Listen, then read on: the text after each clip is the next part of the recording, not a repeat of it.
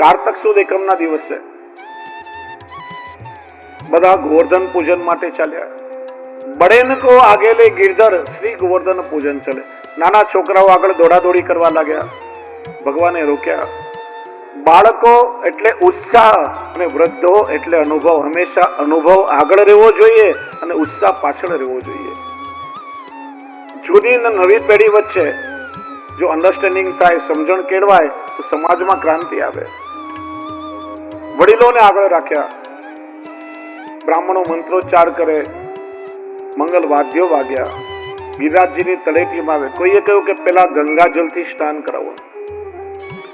કૃષ્ણ કે ગોવર્ધન તો મારું પોતાનું સ્વરૂપ છે અને ગંગા તો મારા ચરણમાંથી પ્રગટ થઈ. મારા સ્વરૂપને મારા ચરણના જલથી કઈ રીતે સ્નાન કરાવું? ઠાકોરજીએ પોતાના મનમાંથી બીજી એક અલૌકિક ગંગા પ્રગટ કરી અને એનું નામ થયું માનસી ગંગા. એ માનસી ગંગાના જલથી અભિષેક થયો. હજારો મણ ગાયોના દૂધથી અભિષેક થયો, પંચામૃત થયું, અભ્યંગ કરાવ્યું.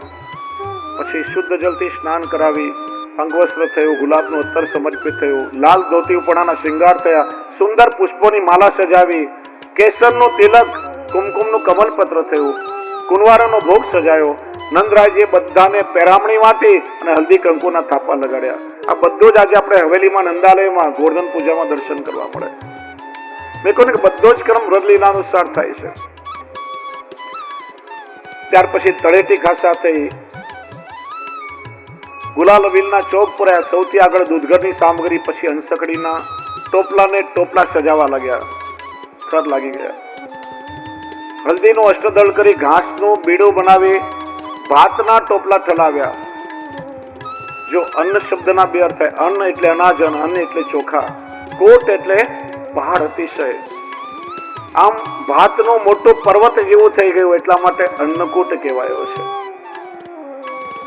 મધ્યમાં 16 પાખડીના કમળનું શૃંગાર કરી, 4 ખૂણામાં શંખ ચક્ર ગદા પદ્મના શૃંગાર કરી ગુંજિયા ધરાવ્યા. કેસરનો છિટકાવ થયો. 8 પ્રકારની દાળ, 5 પ્રકારની કઢી, 16 પ્રકારના શાક, જાત જાતના પ્રસંગ, આખી તળેટી ભરાઈ ગઈ. કૃષ્ણ કહે, આ ગિરિરાજ ગોવર્ધન કલિયુગમાં પ્રગટ દેવ છે. તમે વિનંતી કરો, તમારા યજ્ઞનો સ્વીકાર કરશે. બધા હાથ જોડીને વિનંતી કરે. 2 ગોવાળિયાઓ કે કૃષ્ણ કહેતા હતા કે ગોવર્ધનના દર્શન થશે, આપણને કઈ અનુભવ નથી થઈ રહ્યો. પ્રભુ અંતર્યામી છે. ઠાકોરજીએ શું કર્યું કે પોતાનું જ બીજું એક વિલક્ષણ સ્વરૂપ ગિરિરાજજીમાં પધરાવ્યું. યજ્ઞ કરતા પણ કૃષ્ણ થયા અને યજ્ઞ ભોગતા પણ કૃષ્ણ પોતે થયા. સહસ્ત્ર ભુજા ધારણ કરી અને બ્રજવાસીઓની સામગ્રી ઠાકોરજી રોગવા લાગ્યા અને કેવા લાગ્યા, આન ઓર એટલે હજી લાવો, અને ગામનું નામ થયું આને ઓર. પ્રભુ પ્રેમથી રોગ્યા. કૃષ્ણએ ગોવાળિયાઓને કહ્યું, તમે બધાએ અનુભવ કર્યો કે આ ગિરિરાજજીએ તમારા યજ્ઞનો સ્વીકાર કર્યો છે. યાદ રાખજો કે આ કલિયુગમાં ગિરિરાજ ગોવર્ધન પ્રગટ દેવ છે, એમનો આશ્રય કરજો, અન્ય કોઈ દેવનો આશ્રય નહીં કરતા. પ્રભુ આરોગ્યા એટલે પ્રસાદ થયો. જો વૈષ્ણવ ભેદ બતાવો, ઘણી વાર પધરામણી જઈએ ને તો વૈષ્ણવ શું કે ઠાકોરજીને પ્રસાદીનો થાળ ભોગ ધરો, ખોટો શબ્દ છે.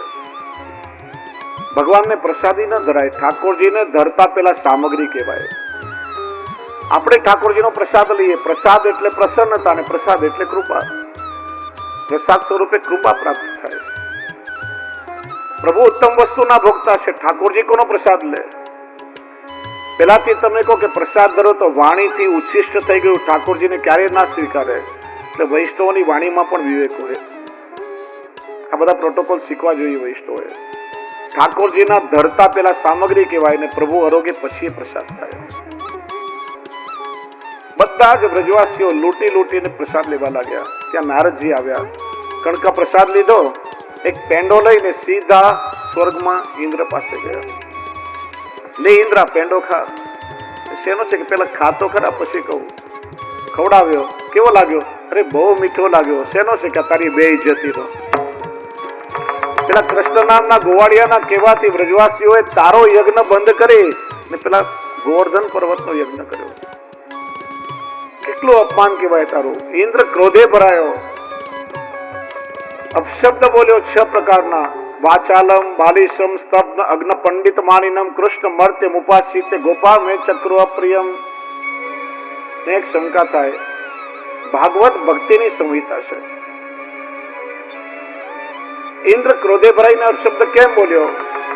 મહાપ્રભુજી કહે છે, વ્રજવાસીઓ જે યજ્ઞ કરતા અવૈદિક યજ્ઞ હતો અને અધિકાર વગરનું અન્ન ઇન્દ્રે ખાધું હતું, એટલા માટેની બુદ્ધિ બગડી છે. આગળ પણ આપણે અન્નની વાત જોઈ. ઇન્દ્ર બોલે, પણ સુખદેવજીથી કેમ બોલાય? શ્રી મહાપ્રભુજીએ બહુ સુંદર અર્થઘટન કર્યું છે. એક પ્રકારે ઇન્દ્રે સ્તુતિ જ કરી છે. વાચાલમ એટલે બડાઈખોર, બીજો અર્થ થાય વાણીથી આલમ. શબ્દ દ્વારા જેનું વર્ણન ન થઈ શકે એવા પ્રભુ અનિવર્ચનીય છે. બાલિશમ એટલે બાળક બુદ્ધિ વાળો. શ્રી મહાપ્રભુજી કહે છે, રામાવતારમાં મિત્ર સુગ્રીવ માટે પ્રભુએ વાલીનો ઉદ્ધાર કર્યો છે. અગ્ન એટલે અજ્ઞાની. અગ્ન સંધિ છૂટી પાડો તો અર્થ થાય કે ભગવાન જ્ઞાનીઓના પણ જ્ઞાની છે. પ્રભુથી મોટો કોઈ જ્ઞાની આ દુનિયામાં નથી. સ્તબ્ધ એટલે જડ. શ્રી મહાપ્રભુજી કહે છે કે ઠાકોરજી વૃક્ષની જેમ સ્થિર છે. પોતે કોઈને ન નમે પણ બધાને પોતાના ચરણમાં નમાવે છે. પંડિત માનનમ એટલે પંડિતાઈનો અહંકાર કરવા વાળો. બીજો અર્થ થાય પ્રભુ વિદ્વાનોને, પંડિતોને માન સન્માન આપવા વાળા છે. મર્ત્ય એટલે મનુષ્ય. ઠાકોરજી મનુષ્ય આદિ અનેક દેહ ધારણ કરીને લીલા કરે છે. ઇન્દ્રને ક્રોધ આવ્યો. 12 મેઘમાંથી પ્રલય કાળે વરસતા સાંવર્તક મેઘને આદેશ આપ્યો. મુશળધાર વર્ષો સાંભેલા જેવી ધારો વ્રજમાં વરસવા લાગી. ઠંડો પવન ફૂંકાવા લાગ્યો. બરફના કરા પડવા લાગ્યા. આખા વ્રજમાં હાહાકાર થઈ ગયો છે. કોઈ અન્યાશ્રય નથી કર્યો. પ્રભુને વિનંતી કરી, કૃષ્ણ કૃષ્ણ મહાભાગવતનાથમ ગોકુલ પ્રભુ ત્રાતુર્મસી દેવાન કુપિતાત ભક્ત વત્સલ. હે પ્રભુ, ઇન્દ્ર ક્રોધે ભરાયો છે, અમારી રક્ષા કરો. ભગવાને વિચાર્યા મેઘને પાછા મોકલી દઉં, પણ એ તો ચાકર છે, વિના કારણે ઇન્દ્ર દંડ છે અને વળી પાછો મારી સાથે લડવા આવશે. એક અપરાધ કર્યો, બીજો અપરાધ કરશે. ભગવાન તેઓના પક્ષપાતી છે. ઇન્દ્રને દંડ નથી આપો, પણ સત્તાનું જે અભિમાન છે એને દૂર કરવું છે. વ્રજવાસીઓમાં સામર્થ્ય આપો કે પોતાની રક્ષા પોતાની મેળે કરી લે. તો વળી પાછું એ સામર્થ્ય મેં આપ્યું એ જ્ઞાન ન થાય અને એના સામર્થ્યનો અભિમાન આવે તો એનો બગાડ થાય. એના કરતા જે ગિરિરાજ ગોવર્ધનનો આશ્રય કરાવ્યો એને દ્રઢ બનાવવું. इति उक्त्वा एकेन हस्तेन कृत्वा गोवर्धनाचलम दधार લીલા કૃષ્ણ છત્રાકર્મીઓ બાલક. જેમ એક નાનકડું બાળક રમત રમતમાં પેલો બિલાડીનો ટોપ ઉપાડી લે એમ લટકામાં પ્રભુએ એક શ્રેયસથી ગોવર્ધન ઉપાડ્યો અને બીજા શ્રેયસની ટચલી આંગળીના નખના અગ્રીમ ભાગ પર ધારણ કરી લીધો. કેવા લાગ્યા? તસ્માન મત્શરણમ ગોષ્ઠમ મન્નાતમ મત પરિગ્રહમ ગોપાય સ્વાત્મ યોગેન સ્વયં મે વ્રતાહિત. હું ગોકુલનો નાથ છું. જે કોઈ મારા શરણમાં આવે એની રક્ષા કરવી એ મારો સ્વભાવ છે. તમે બધા જ આ ગોવર્ધનના છત્ર નીચે આવી જાઓ. ગોપી, ગ્વાલ, ગાયો, પશુ, પક્ષી બધા જ ગોવર્ધનના છત્ર નીચે આવ્યા. ઠાકોરજીએ છત્રભૂત સ્વરૂપ ધારણ કર્યું.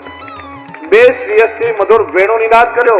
1 શ્રેયસમાં શંખ ધારણ કર્યો અને 1 શ્રેયસની ટચલી આંગળી પર ગોવર્ધન ધારણ કર્યો. આ સ્વરૂપ એટલે ગોકુલમાં બિરાજતો શ્રી ગોકુલનાથજીનું સ્વરૂપ. ઘણા વિશ્વને ગેરસમજ છે. શ્રીજી બાવાને એ સ્વરૂપ સમજે. શ્રીજી બાવાનું શ્રેય સ્થાન છે, નિકુંજ નાયક છે. નિકુંજના દ્વાર પર ઠાડાઈ વ્રજભક્તોને બોલાવી રહ્યા છે અને ગોવર્ધન ધારણનું સ્વરૂપ એ ગોકુલનાથજીનું છે. ગૌરવર્ણ છે. ઠાકોરજીએ સંકર્ષણ વ્યુત્યા લીલા કરી એ સમય ઠાકોરજીનો વર્ણ ગૌર છે. એટલા માટે ગોકુલનાથજીનું સ્વરૂપ ગૌર છે. 7 દિવસ અને 7 રાત ઠાકોરજી ગોવર્ધન ધારણ કર્યો છે. 6 દિવસમાં 6 ધર્મો અને 7મા દિવસે ધર્મી સ્વરૂપે દર્શન આપ્યા. 7 દિવસમાં વ્રજવાસીઓના 7 પ્રકારના અન્યાશ્રય દેવ, ઋષિ, પિતૃ, આત્મા, પુત્ર, લૌકિક, વૈદિક બધું જ અન્યાશ્રય દૂર કરાવ્યો. સાતમા દિવસે ઇન્દ્રને પ્રભુની લીલાનું જ્ઞાન થયું. એક પ્રશ્ન થાય કે 7 દિવસ વ્રજવાસીઓને ભૂખ, તરસ, ઊંઘ, દેના ધર્મો બાદ નહીં કરી શક્યા હોય? શ્રી મહાપ્રભુજી કહે છે વ્રજવાસીઓએ મહાપ્રસાદ લીધો એટલે એમને તનુ નવત્વની પ્રાપ્તિ થઈ. એમના દેહ અલૌકિક બની ગયા છે. એમને કોઈ દેહના ધર્મો બાધક નથી બન્યા. સાતમા દિવસે ઇન્દ્રને પ્રભુની લીલાનું જ્ઞાન થયું.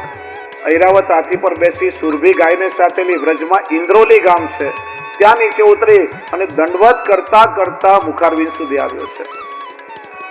કે છે ત્યારથી દંડવતી પરિક્રમાની શરૂઆત થઈ હશે. આપણે પ્રભુને વંદન કરીએ ને દંડવત પ્રણામ કહેવાય. શબ્દ પર ધ્યાન આપો. દંડવત, દંડ એટલે લાકડી, વત એટલે જેમ. પ્રભુના ચરણમાં લાકડીની જેમ પડી જવું. બે પ્રકારે થાય, પંચાંગ અને સાષ્ટાંગ. પુરુષો બંને રીતે કરી શકે. બહેનોએ ક્યારે જમીન પર ઊંધા સૂઈને દંડવત ના કરાય. પંચાંગ એટલે જાનુભ્યામ હસ્તાભ્યામ ચૈવ શીર્ષા વચસા દૃષા. 5 અંગોથી, 2 ગોઠણ વાંકાવાળી, 2 હાથ જોડી, મસ્તક નમાવી, દ્રષ્ટિ ઝુકાવી અને મોઢેથી બોલવું જોઈએ દંડવત પ્રણામ. ત્યારે પંચાંગ દંડવત થાય. અને લાંબા થઈને સુવો, કમર નીચેનો ભાગ છંગ સાથે એટલે સાષ્ટાંગ કહેવાય. પુરુષો 2 રીતે કરે. બહેનોએ જમીનમાં ઊંધા ન સુવાયનું કારણ ધરતી સ્ત્રી રૂપા છે. વક્ષસ્થલનો સ્પર્શ ધરતીને થાય તો શાસ્ત્રોમાં અપરાધ બતાવ્યો છે. ગિરિરાજજીની દંડવતી પરિક્રમા પણ બહેનો આડે પડખે સૂઈને મોઢું ગિરિરાજજી તરફ એ રીતે કરે છે. અને આપણે જયારે દંડવત પ્રણામ કરીએ ત્યારે આપણો અહમ ઓગળી જાય. અહમનું સમર્પણ થાય છે. પ્રભુને વંદન થાય છે. ઇન્દ્રએ સ્તુતિ કરી, ઠાકોરજી પ્રસન્ન થયા. શ્રી મહાપ્રભુજીએ ગિરિરાજ ધાર્યાષ્ટકમનું વર્ણન કર્યું છે. સુરભી ગાય બધી ગાયોની પ્રતિનિધિ છે. ભગવાને ગાયોની રક્ષા માટે ગોવર્ધન ધારણ કર્યો. સુરભી ગાયે પોતાના દૂધથી અભિષેક કરાવ્યો અને કૃષ્ણને ગોવિંદ એવી પદવી આપી. ત્યારથી કૃષ્ણ ગોવિંદ કહેવાયા છે. આજે પણ હજારો વર્ષોથી શ્રી ગિરિરાજજી વ્રજમાં બિરાજે છે. અનેક ભક્તોના મનોરથ પૂર્ણ કરે છે. આજે પણ પ્રગટ સ્વરૂપે શ્રી ગિરિરાજજી અનુભવ કરાવે છે. 3 પરિક્રમા છે. દાન ઘાટીથી આપણે વળી જઈએ તો પંચકોશી, કુસુમ સરોવર ફરીને આવીએ તો 7 કોશી અને ચંદ્ર સરોવર જઈએ તો 9 કોશી પરિક્રમા થાય. 9 કોશી એટલે 9 ગાંવ, 18 માઇલ 27 કિલોમીટર થાય. અને કેટલાય વૈષ્ણવનો અનુભવ છે અને શ્રદ્ધા છે કે કોઈ પણ વૈષ્ણવ 3 9 કોશી પરિક્રમા અખંડ ક્યાંય રોકાયા વગર કરે તો શ્રી ગિરિરાજજીના 5 માંથી કોઈ એક સ્વરૂપનો અનુભવ અવશ્ય થાય છે. ને એ 5 સ્વરૂપ એની ચર્ચા કાલે કરશું. આપણે બધા જ માનસીમાં પરિક્રમા કરીએ. થોડી વાર માટે બધા ભૂલી જાઓ કે આપણે રાજકોટમાં છીએ. મગજ અને મનને શૂન્ય કરી નાખો. આપણે બધા જ મનથી શ્રી ગિરિરાજજીની તળેટીમાં પહોંચી જઈએ. જો તમે ઘણી પરિક્રમા કરી હશે, પણ એ પરિક્રમા કરતી વખતે સાસુમાને યાદ આવે ને કે ચાવીનો જોડો વહુના ભરોસે મૂકીને આવીશું. એટલે રોટલી બળી તો નહીં જતી હોય ને, ઘરનું ધ્યાન રાખતી હશે ને, આખો દિવસ પેલી મોબાઈલમાં તો નહીં હોય ને, કે પપ્પા વિચારે કે વેપાર ધંધો દીકરાને સોંપીને આવ્યો છું, ઘરાક પાછો તો નહીં જતો રહે. તો સમજવાનું કે આ કેવલ ખોળિયું આ શરીર વ્રજમાં આવ્યું છે, મન તો લૌકિકમાં ભટકે છે. એ પરિક્રમાનું કઈ ફળ ન મળે. આપણે શુદ્ધ ભાવથી બધા પરિક્રમા કરીએ, મનથી વ્રજમાં પહોંચી જઈએ. શ્રી ગિરિરાજજી કૃપાળુ છે. અહીંયા બેઠા બેઠા આપણને માનસીમાં પરિક્રમા સિદ્ધ કરાવી દેશે. મારી લખેલી આ પરિક્રમા છે. એક એક સ્થળની અનુભૂતિ થશે. જેમણે વ્રજમાં દર્શન કર્યા છે એમને સ્મૃતિ થશે, અને નહીં કર્યા હોય તો એને તાપ થશે. અને શ્રી ગિરિરાજજી કૃપા કરીને જલ્દી એનો મનોરથ પૂરો કરશે. તો બધા મારી સાથે ગાજો.